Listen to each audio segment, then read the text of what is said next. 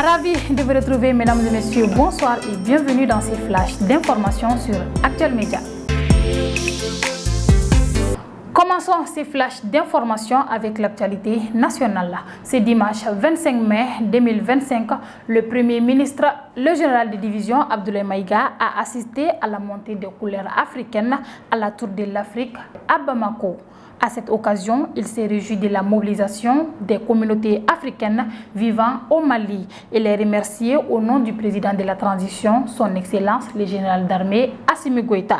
Ensuite, il a rappelé que le Mali, à travers le président Modibo Keïta, l'un des fondateurs de l'Organisation de l'Union africaine, OUA, le 25 mai 1963, d'où l'attachement profond du pays à l'intégration africaine. Place à l'actualité sous-régionale.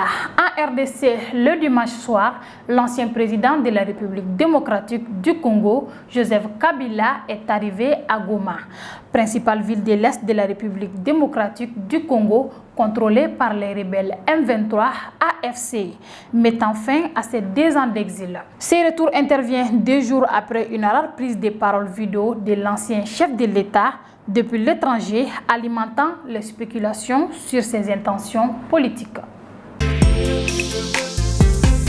À présent, l'actualité internationale.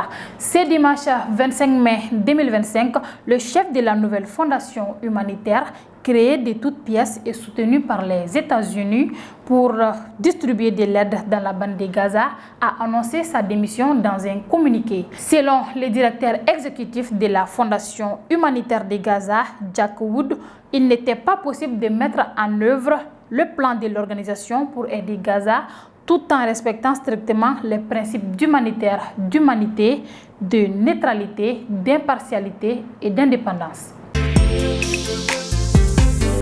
En Palestine, pour clôturer ces flashs d'informations, 33 personnes ont été tuées après le bombardement d'une école et plus de 60 personnes blessées dans les quartiers d'Al-Daraja, dans la bande de Gaza, ce lundi 26 mai 2025.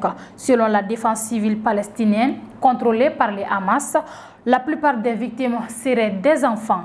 L'armée israélienne a expliqué avoir visé des terroristes de premier plan qui opéraient dans un centre de commandement et de contrôle du Hamas et du djihad islamique dans une zone qui servait auparavant d'école dans le secteur de la ville de Gaza.